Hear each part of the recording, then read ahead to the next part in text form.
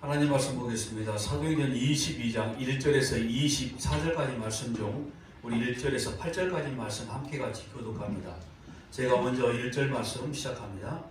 그 영들아, 내가 지금 여러분 앞에서 변명하는 말을 들으라.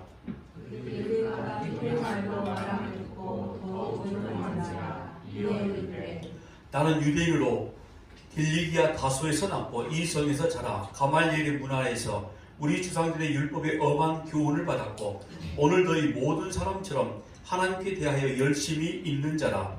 내가 이 일을 박해하여 사람을 죽이기까지 하고 남녀를 결박하여 옥에 연단하니 이에 대제사장과 모든 장로들이 내 증인이라. 또 내가 그들에게서 다메섹 형제들에게 가는 공문을 받아가지고 거기 있는 자들도 결박하여 예루살렘으로 끌어다가 형벌받게 하려고 가더니 가는 중 다메섹에 가까이 갔을 때에 오장쯤 되어 고라니 하늘로부터 큰 빛이 나를 둘러비치네. 내가 땅에 엎드려져 들으니 소리 있어 이르되 사울아 사울아 내가 왜 나를 박해하느냐 하시거늘 내가 대답하되 주님이 누구시니까 하니 이르시되 나는 내가 박해하면 나사렛 예수라 하시더라. 아멘. 아멘. 우리는 하나님에 대한 신앙 고백을 할 때 가끔 이런 고백을 합니다. 모든 역사를 움직이시는 분은 하나님이시다. 아멘 되십니까? 아멘. 이 말은 하나님이 온 우주의 주관자이시기에 천지 만물을 창조하신 창조주 아버지 하나님이시기에 우리가 이런 고백을 드릴 수도 있습니다. 여러분, 그런데 그 속에 하나님이 모든 역사를 움직이는 그 과정 가운데 때로는 우리가 원하지 않는 죄, 악이 득세할 때가 있습니다. 하나님과 전혀 상관이 없는 죄, 거룩하신 하나님과 배치되는 이 악, 이런 것들이 득세할 때, 이런 것들이 마치 승리한 것처럼 보여질 때도 역시 하나님이 과연 역사를 주관하시는 분이실까요? 고개를 끄덕끄덕거리신 것은 이 말도 맞다. 뭐 이런 말인 거죠. 사실 그 악이라고 말할 수 있는 또 죄악, 이런 모든 것들이 인간이 정해놓은 기준에 의해서 악이 되어지고 죄가 되어질 뿐입니다. 그래서 하나님은 그 인간들이 저지르고 있는 악과 죄 가운데서도 여전히 하나님의 역사가 진행되어져 가는데, 그래서 하나님이 가끔 인간의 그 행동을 막으실 때도 있지만은 그냥 허용하실 때도 굉장히 많이 있는 것도 우리가 알 수 있는 겁니다. 그러면 하나님이 온 우주 만물의 역사의 주관자이신 그 하나님이 직접적으로 하나님의 적극적 역사에 개입. 과연 그때는 어느 때일까요? 그건 하나님이 계획하신 바 구원의 때, 구원의 역사, 맞아요. 하나님 마음이십니다. 하나님의 때인 거죠. 그런데 하나님은 그렇게 오늘 저와 여러분을 통해서, 그리고 교회를 통해서 하나님의 역사를 만들어 가시는 데는 적극적인 개입을 하십니다. 그러니까 하나님은 사실 세상 역사에 별로 그렇게 관심이 없으셔요. 세상 역사에 관심은 없으시지만 하나님은 그 세상 역사 가운데 하나님의 구원을 이룰 만한 때, 하나님의 구원의 역사를 선포할 만한 그때, 사람이든 역사이든 어느 순간이든 그때만 허용하시고 하나님이 그냥 쓰시는 것뿐입니다. 그러니까 하나님은 이 역사 속에서 하나님의 뜻을 어떻게 발현시키고 증거하는가에, 즉 하나님의 뜻인 예수 그리스도를 통한 구원의 역사에만 관심이 있다는 거예요. 하나님이 그러면은 이 구원의 주권자이신 예수를 통한 이 일에만 하나님의 관심이 계시면은 우리들에게는 아무런 관심이 없으시는구나. 잘 먹고 잘 사는 문제 하나님이 그렇게 관여하지 않으시는구나. 맞아요. 오늘 저와 여러분 잘 먹고 잘 사는 문제는 하나님은 관심 없으셔요. 근데 예수와 함께 동행한다고 이야기하면서 하나님과 연결돼서 우리가 잘 먹고 잘 사는 문제에 자꾸 연결시키다 보니 우리가 믿는 하나님을 그냥 내 생각의 범주 속에 집어넣어버리고 아주 작은 그냥 세상 모든 사람들이 섬기고 있는 신의 한 부분으로 인정을 해버렸다는 거죠. 이걸 알아야 됩니다. 여러분, 이 세상의 모든 역사는 하나님의 구원의 일부분이라는 거예요. 이 세상 역사를 주관하신다는 것은 하나님의 구원의 역사를 이루시기 위한 도구로 그냥 쓰여질 뿐입니다. 거기에는 때로는 전쟁이 있었고요, 기근이 있었고, 지진이 있었고, 수많은 사람들이 때로는 죽음을 맞이하고 당하게 됐다고 합니다. 저는 역사가 찰스 비어드가 얼마나 유명한지는 모르겠습니다만은 그분이 이런 이야기를 했다고 그럽니다. 이 세상 역사는 하나님에게 있다라고 말했대요. 역사가인 사람이 그런 이야기를 한 것 들어보면, 물론 그 사람은 크리스찬이었던 건 사실인 것 같지만은 이 세상에 주어지는 모든 사건 하나하나가 전부 다 하나님의 주관 아래 있고 하나님의 허용 아래 있고 하나님께서 이루어 주신 것이라는 이런 아마 신앙 고백이지 않았을까. 그런데 중요한 건 이겁니다. 역사를 하나님께서 움직여 나가시는데 가장 중심적인 건 뭐라고 그랬죠? 구원의 역사, 곧 교회의 역사라는 이야기입니다. 자, 오늘 제가 왜 이렇게 장황히 이런 말씀을 드렸냐면 오늘 이 본문의 내용은 이미 우리가 한 번 더 공부했던 내용이지만 사도 바울의 지극히 개인 역사 같아요. 사도 바울이 어떻게 예수를 믿었고, 사도 바울이 어떤 인생을 살았고, 사도 바울의 출신이 어떤 출신이고, 뭐 이런저런 이야기들 우리가 굉장히 많이 들어왔던 이야기 아닙니까? 어찌 보면은 우리가 9절까지만 말씀을 읽었지만은 딱 거기까지만 들어보면은 사도 바울의 그냥 개인 역사, 뭐 개인 이야기일 뿐인 거죠. 그런데 사실은 이게 사도 바울의 개인 역사가 아니라 구속 역사를 말씀하고 있다라는 이런 말씀을 드리고 싶은 겁니다. 그러니까 오늘 저와 여러분이 예수 그리스도를 누구를 통하여 들었던, 누구를 통하여 우리가 교회로 나왔던 간에 하나님의 구원의 역사 가운데 저와 여러분이 주인공으로 거기에 있었다 라는 사실을 말씀을 드리고 싶은 겁니다. 단순하게 우리의 발걸음을 움직여서 주변에 사람의 귀를 기울여서 우리가 숨교회에 그냥 이동하는 발걸음이 아니라 오늘 저와 여러분이 받은 구원의 역사를 이루기 위한, 그리고 교회를 통한 하나님의 말씀, 우리가 가까이 가고자 하는 하나님의 뜻과 목적이 전부 다 있었다, 이런 말씀을 드리는 거예요. 그러니까 오늘 사도 바울의 개인 역사가 아니라 오늘 저와 여러분이 구원받은 역사가 이루어지기도 할 것이고요, 그 가운데 하나님의 뜻이 발현되어지는 그런 말씀을 드리려고 하는데, 자, 오늘 우리가 잘 알고 있는 바울이 다메섹에서 예수님을 만나게 되는 일, 7절과 8절 말씀이죠. 내가 땅에 엎드려져 들으니 소리있어 이르되 사울아 사울아 내가 왜 나를 박해하느냐 하시거늘 내가 대답하되 주님 누구시니까 하니 이르시되 나는 내가 박해하는 나사렛 예수라 하시더라. 사도행전 9장과 거의 토시 하나 틀림이 없을 정도로 똑같은 진술입니다. 예수님은 다메섹 길거리에서 바울에게 나타나 말씀하죠. 내가 어찌하여 나를 핍박하느냐 라고 이렇게 말씀을 하셨고, 사도 바울이 말씀하시는 분이 누구신지를 묻자 나는 내가 박해하는, 핍박하는 예수다. 자, 당시 사도 바울이 어떤 일을 하고 있었던 거 아시죠? 그리스도인들을 핍박하기 위해서, 박해하기 위해서 잡아오게 가두려고 공문을 받아들고 가는 길이었거든요.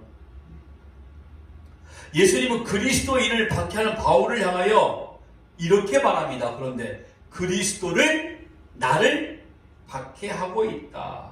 즉 예수님은 박해당하고 있는 성도들, 즉 교회를 자기 자신이라고 이야기하고 있다는 것이었어요. 물론 이 말씀도 제가 사도행전 9장 말씀을 드렸을 때 드렸던 기억이 있습니다. 예수님은 그야말로 교회 자체, 즉 세워진 교회로 물론 포함이 됩니다만 오늘 저와 여러분이 바로 예수 그리스도의 한 지체이기 때문에 예수께서는 교회가 당하는 핍박을 자신이 당하는 것이라고 말씀하고 있는 내용이죠. 우리가 알고 있는 에베소 1장 23절 말씀이죠. 교회는 그의 몸이니 만물 안에서 만물을 충만하게 하시는 이의 충만함이니라. 자, 여기서 우리가 잘 언급하고 있지 않는 이 박해자, 한번 이 말을 한번 잠깐 해보려고 합니다. 박해자가 누구인가 하는 점입니다.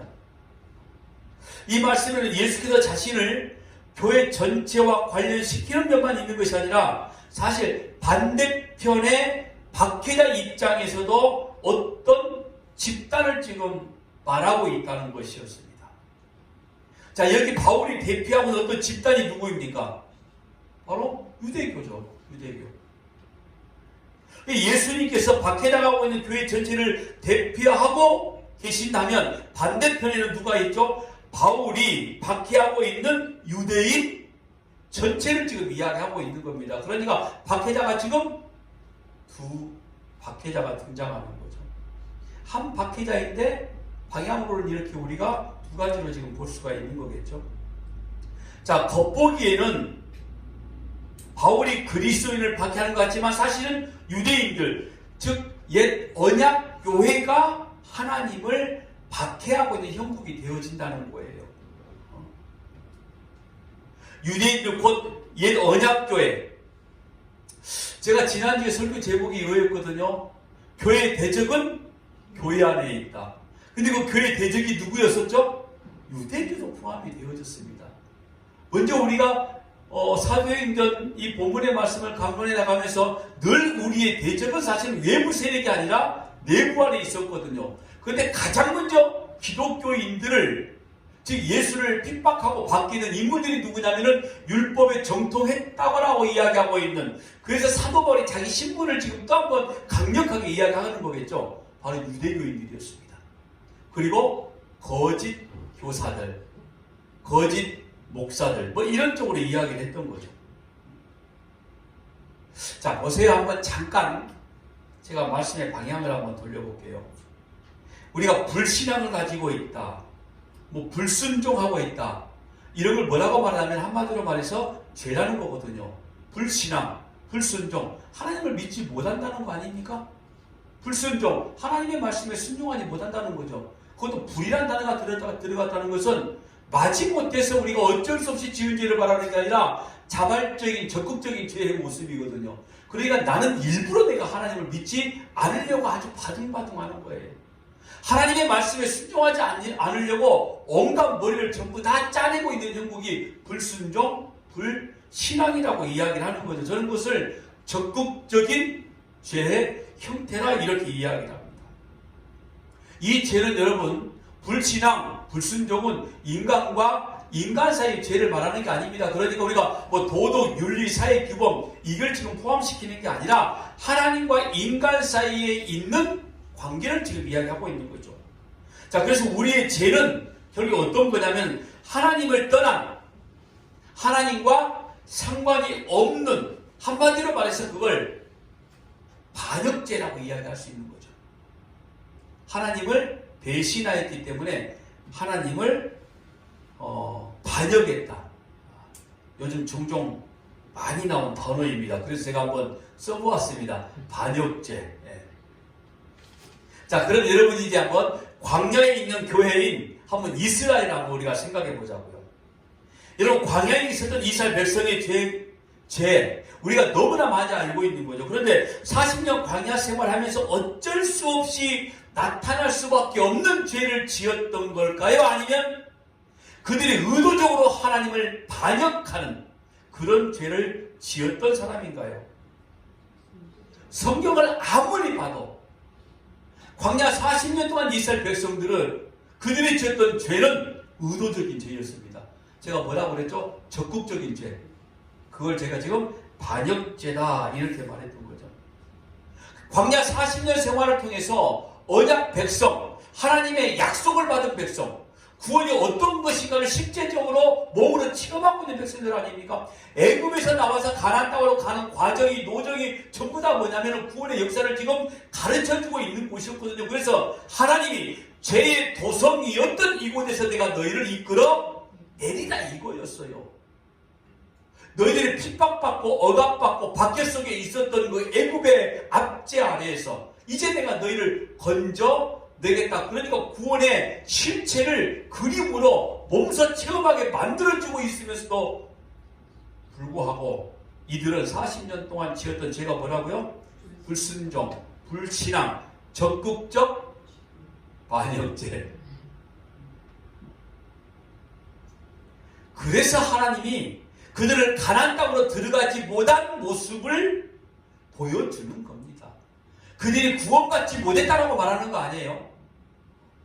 우리에게 그림으로 보여주시는 것은 하나님의 말씀에 적극적 반역, 하나님을 불신하겠던 죄의 모양을 가지고 있는 자들이 가나안 땅에 들어가지 못한 것. 그런데 이 땅 위에 하나님으로부터 선택을 받은 자들은 어떤 여유든 간에 어떤 방법으로든 간에 하나님이 어떤 방식을 동원하시든 간에 하나님의 말씀에 무릎 꿇게 만들어 놓으십니다. 그럼 그들이 가나안 땅에 들어가지 못했다는 것은 하나님으로부터 버림받은 존재의 모습을 지금 보여주고 있는 것뿐이죠. 그들이 모델이 되어져서. 그러니까 겨우 살면서 뭐 지은 죄 때문에 천국 못 간다 이런 게 아니에요. 그런 유치한 소리 하지 말라는 거죠. 여러분, 사탄의 꼬임 중에 하나가 우리를 심하게 자기감에 빠지게 만드는 사탄의 계획도 굉장히 타고나게 유용하게 써먹어집니다. 자괴감, 자책감. 우리가 살면서 지은 몇 가지로 말이죠. 지은 죄 몇 가지로 말이죠. 너 이런 죄 졌기 때문에 너 진짜 어떻게 교인이 그럴 수 있어? 물론 거기까지 갈 수 있습니다. 자기 성찰이라고 이야기할게요. 그러냐 예수 믿어도 소용없어. 거기까지 가면 안 되는 거죠. 제가 여러분들 죄를 지으라고 말하는 거 아닙니다. 조금 죄의 문제에서는 좀 뻔뻔하고 당당해져도 괜찮다. 뭐 이런 말씀을 드리는 것 뿐이지, 뭐 도덕사회, 규범적인 죄 짓고 살아도 된다. 뭐 이런 말을 하는 거 아니에요. 자, 여기에서 지금 가나안 땅에 대한 이야기와 이 출애굽에 대한 이야기를 제가 말씀을 드렸을 때 그 죄는 어떤 거냐면 성경적 죄를 이야기하고 있는 겁니다.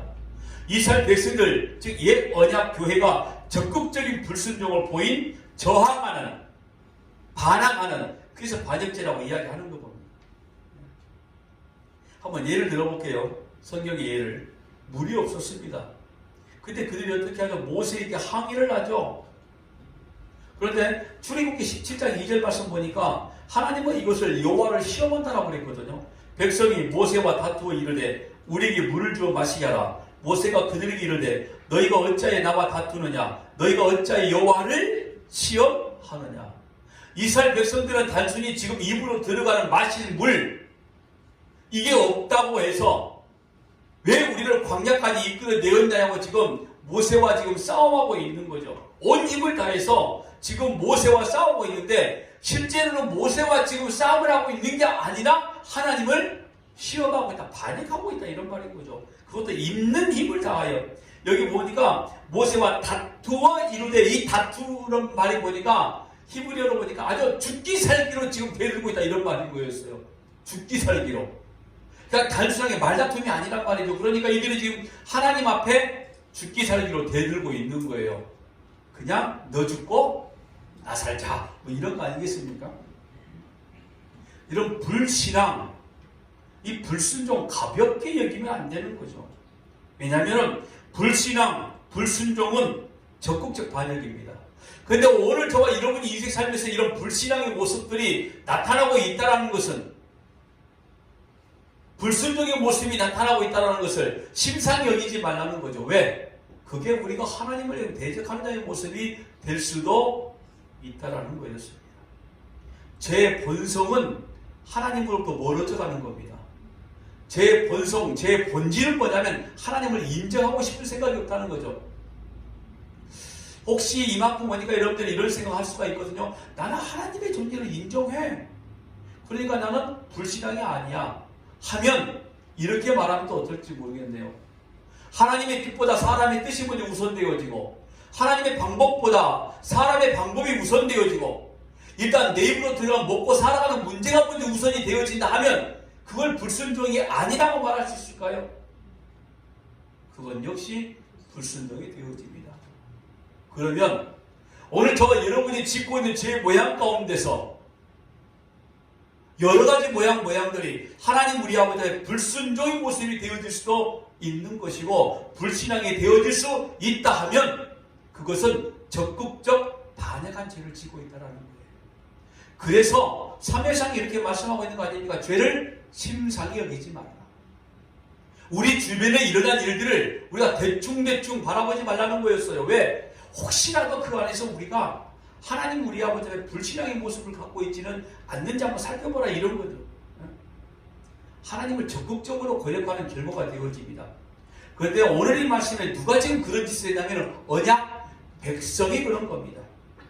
자, 사도 바울이 박해자의 모습이었을 때 바울이라는 인간 한 명이 아니라 언약교회, 즉 유대교 전체를 이야기하는 거죠. 나는 하나님으로부터 구원받은 백성이야 라고 말하고 있는, 즉 옛 이스라엘 백성들 전체를 이야기하고 있는 겁니다. 근데 이 죄의 반역적인 성격이 어떻게 나타나냐면 하나님의 아들을 십자가에 죽여버렸고, 그 다음이 어떤 거냐면 이제 교회를 죽이는 일입니다. 거기 앞장서 있는 인간 대표자가 누구라고요? 사도 바울일 뿐이었어요. 여러분, 이 대표자는 언제든지 바뀌는 거예요. 오늘 저와 여러분이 될 수 있다는 거 아십니까?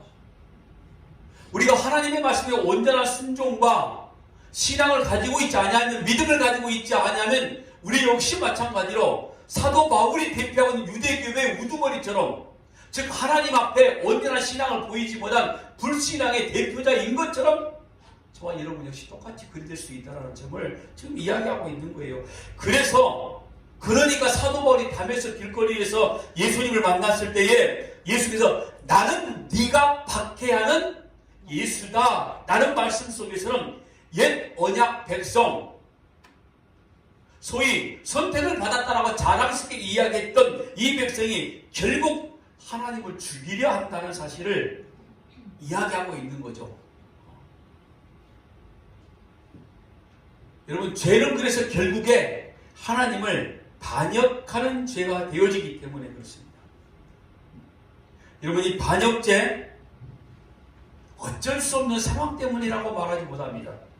환경 때문에 어쩔 수 없어서, 여러분, 그냥 우리가 그렇게 환경에 의해서 수능적으로 따라가다가 짓는 죄의 모양을 말하는 게 아니라 반역죄는 적극적 하나님을 대적하는 죄라는 거죠. 이게 7절 8절 말씀인 겁니다. 그리고 17절 말씀 보면은 바울이 회심한 이후에 예루살렘에 왔던 어느 때였던 것 같은데 사도행전 9장에는 나오지 않는 이 사도행전 오늘 본문에만 나와 있는 말씀인데 17절 후에 내가 예루살렘으로 돌아와서 성전에서 기도할 때 화물한 중에, 그 내용은 어떤 거냐면 예루살렘에서 나가라는 거였습니다. 그게 18절 말씀인 거죠. 봄에 주께서 내게 말씀하실 때 속히 예루살렘에서 나가라. 그들은 내가 내게 대하여 증언하는 말을 듣지 아니하리라 하시거늘, 이 말씀을 다른 방식으로 한 번 더 반복한 게 21절입니다. 나더러 또 이르시되 떠나가라. 내가 너를 멀리 이방인에게로 보내리라 하셨느니라. 여러분, 18절과 21절에 두 번에 반복되는 떠나라, 이 명령이 먼저 예루살렘에서 나가는 것에 집중되어 있습니다. 그리고 21절의 말씀 보니까 그 나가라는 것의 목적지가 어디였냐면 이방인에게로 보내지는 거에 또 목적, 초점이 있게 되어지죠. 자, 이 말씀을 봤을 때 바울이 받은 명령이 과연 어떤 것이냐? 이 바울이 기도하는 중에 이 바울을 예루살렘에서 떠나라고 들은 것이다. 지금 이 본문에 그렇게 말씀하고 있거든요. 근데 이 말씀을 우리가 자기 중심적으로, 만약에 개인적으로 이 말씀을 보게 되어지면은 이 명령 역시 사도 바울의 개인 신변잡기로 우리가 읽기가 십상입니다. 자, 내가 간절히 기도했더니 하나님께서 내게 지금 찾아오는 위험을 미리 내게 말씀해 주셨다라고 이렇게 생각해 버린다는 거죠. 정말 성경을 잘못 읽고 있는 방식 중에 하나입니다. 특히 기도 많이 한다는 신비주의자들이 이와 같은 일들을 많이 합니다. 제가 오래전에 제 동기 목사 일을 들어가면서 하나님 오늘은 넥타이를 어느 넥타이를 맬까요? 오늘 나가는데 갈 바 모르오니 하나님의 방향을 제시해 주세요. 동쪽입니까? 서쪽입니까? 북쪽입니까? 자기는 그렇게 하나님의 인도를 늘 아침마다 기도하면 하나님께 말씀해 주신다 해서 저는 기도 안 해도 다 말씀해 주신다고 그랬습니다. 내가 하고 싶은 데 가니까. 목적지가 정해져 있으니. 뭘 그런 것까지 기도하냐? 웃죠? 얼마나 많은지 모릅니다.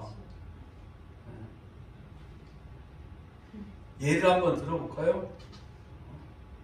오늘 내가 기도하니 하나님이 내 마음이 왠지 막 불안한 마음을 주셨어. 그러니 밖에 안 나가는 게 좋겠어. 라고 이렇게 말한 사람과 생전에 저희 어머니가 저한테 가끔 전화를 먼저 하실 때가 있습니다. 그때가 언제인지 모르시죠? 당연히 모르죠. 왜냐하면 제 어머니 이야기니까. 저한테 전화 와서 하시는 말씀이 오늘 밖에 나가거든 조심해라. 꿈자리가 사납더라. 이렇게 말하는 거하고 다를 바가 뭐가 있습니까? 기도 많이 했더니 새벽에 일어나서 기도하는데 마음이 갑자기 불안하고 뭔가 좋지 않은 일이 생길 것만 같아 라고 해서 밖에 나가지 말라고 말하는 것과 그냥 꿈자리가 사나우니까 밖에 나가지 길조심, 차조심, 사람 조심이라고 말씀하신 우리 어머니 말씀과 다를 바가 전혀 없는데 우리 어머니는 절대 새벽에 일어나서 기도하지 않았습니다. 이 말씀을 잘못 오해하면 이렇게 익혀진다는 거죠. 그렇게 오용하기 쉽다 이런 말인 거죠. 이렇게 읽어버리면 하나님의 뜻을 전혀 상관없이 성경에 쓰여진 이유를 전혀 알지 못하게 되는 거예요. 근데 왜 이런 짓을 하고 있는지 이해가 안 가, 저도 사실은. 하나님의 말씀인데 그걸 전부 다 어디다 지금 다 대입했다고 해서 자기 인생 개인 신상에 대입을 해버렸어. 조금 전에 제가 뭐라고 말씀드렸죠? 처음 시작을 하나님은 개인 인생 세상사에 관심이 없다니까요. 하나님은 구원의 역사에만 예수 그리스도가 나의 아들 예수가 어떻게 증거되고 있는가 여기에만 관심이 있고 오늘 저와 여러분을 쓰시고자 하는 도구를 쓰시는 목적도 예수가 증거되기 위함일 뿐이라니까요. 혹시 여러분들 기도하실 때 매일 살아가시면서 어떤 종류의 이음을 만날 때마다 이런 말씀을 받을 때가 있으십니까? 하나님이 막으시더라. 야, 너 예루살렘에서 빨리 떠나. 이게 큰 핍박과 어려움이 올 거니까 빨리 떠나. 물론 예루살렘에 큰 핍박이 온 건 사실이었습니다. 그런데 그 핍박을 피해라고 지금 하나님께서 사도 바울에게 떠나라고 말씀하신 게 아니라 목적이 어디라고 그랬죠? 이방인에게 가서 왜? 복음을 선포하라고 이거였어요. 내일 밖에 나가지 마라.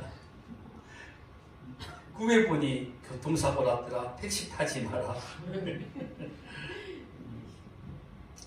여러분 여기에서 예루살렘은 그리고 특별히 본문에서 단순하게 성, 예루살렘 성 도시를 말하고 있는 게 아니었어요. 여러분 예루살렘에는 뭐가 있죠? 그렇죠. 성전이 있었습니다.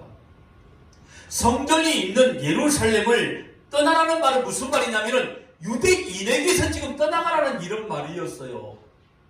하나님의 말씀에 불순종하고 있는 적극적인 이 반역죄를 지고 있는 이 무리 가운데서 너는 떠나가서 너희 입에서 나오는 복음을 듣고 나를 찾을 그런 존재들 누구에게? 이방인에게 가라 이렇게 말하는 거였어요. 제가 주석을 살펴보니 이런 내용이 있더라고요. 예루살렘을 떠나라는 것은 바울의 신년의 이역을 내다보고 주님께서 그 이역을 미리 말씀해 주심이 아니라 예루살렘이 버림받을 것을 알려주신 것이라. 하나님의 백성이 하나님의 종이 복음을 선포하는 사도 바울이 예루살렘에서 떠났다는 것은 어떤 겁니까? 그 예루살렘은 망했다 이런 말인 거예요. 이제는 죽음이다 이런 거죠. 복음이 사라져버린 도시, 복음이 사라져버린 교회, 복음이 없는 성전, 그건 하나님의 자리가 아니라는 이야기를 하고 있는 거예요 지금. 그러니까 예루살렘을 떠나라는 것은 여기는 하나님의 말씀 없어, 나의 말이 없어, 예수가 없어, 바로 이런 거 아닙니까? 이걸 가지고 무슨 하나님이 기도하면 이용을 가르쳐주시고 그것도 아주 복음적으로 강하고 복음 진리만 선포하다고 말하는 사람이 설교를 듣다 보면 굉장히 복음적인 것 같은데 뒤를 돌아보면 항상 자기가 기도했더니 이게 등장하는 인물이 있어요. 제가 아는 사람 한 사람 중에. 제가 이 말씀을 한번 드려보는 겁니다. 이 말씀은 적극적인 반역을 이야기하고 있는 거였거든요. 그러니까 예루살렘이 지금 하나님을 대적하고 있는 모습. 그래서 이 성은 내가 버렸다. 옛 언약 교회는 내가 이제 버렸다. 바로 이런 말이었어요. 보세요. 누가복음 21장 20절에 21절 말씀이 오늘 이 본문의 말씀에 성취했던 겁니다.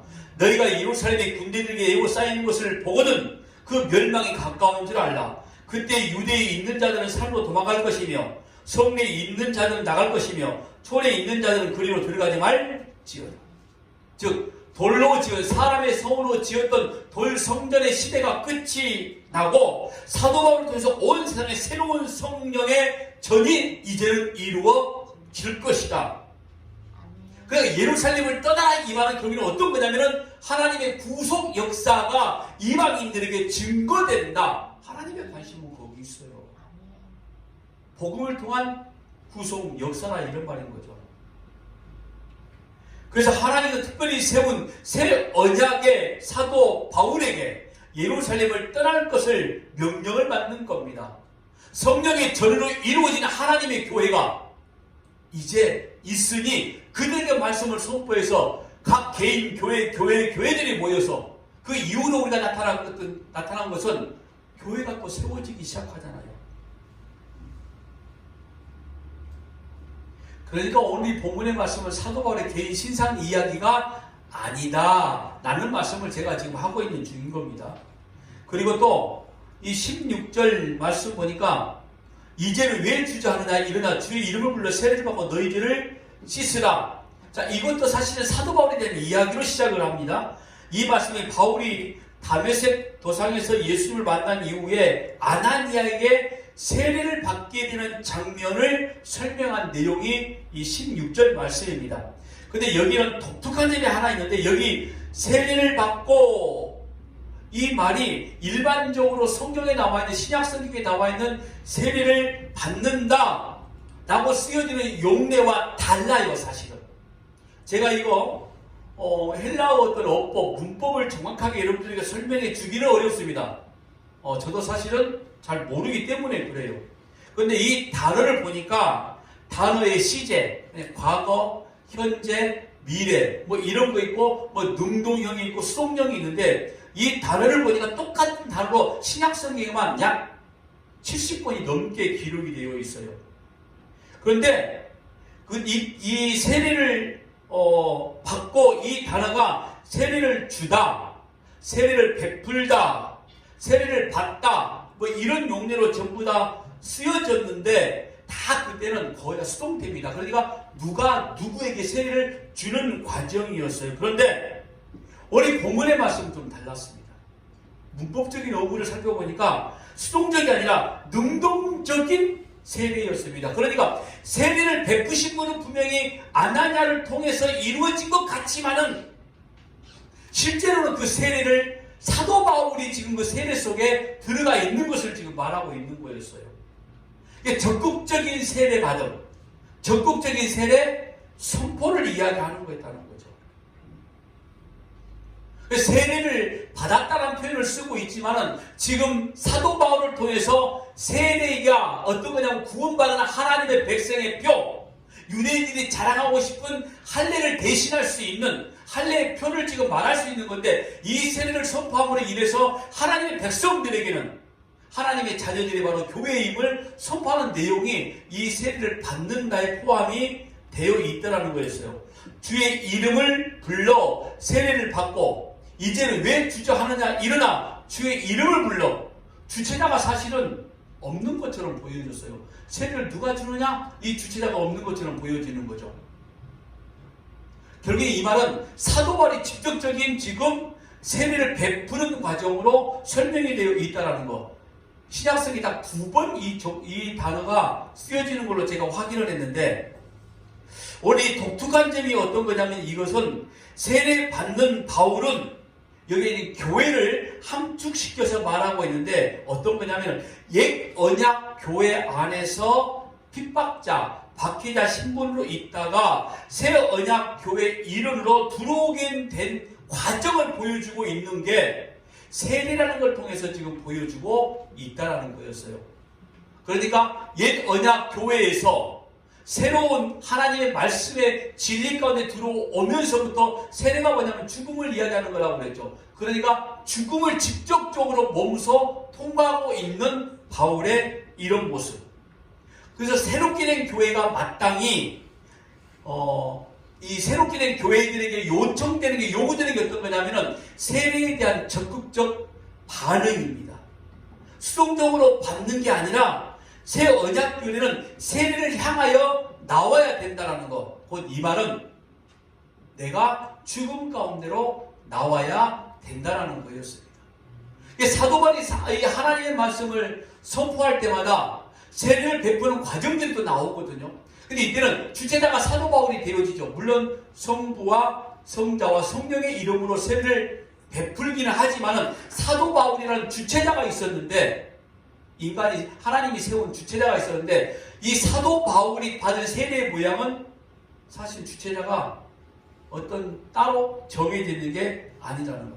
자, 여기에 그래서 직접적으로 세례를 받은 하나님의 백성들은 능동적인 신앙의 모습이 나와야 된다는 걸 보여주고 있다는 거였어요. 그런데 그 능동적인 신앙의 모습은 어떤 거냐? 바로 죽음이었다는 거였습니다. 하나님은 이 세례라는 과정을 통해서 두 가지 일을 하고 계셨습니다. 언약교회를 무너뜨리고 한편으로 새 언약교회를 세우는 거였습니다.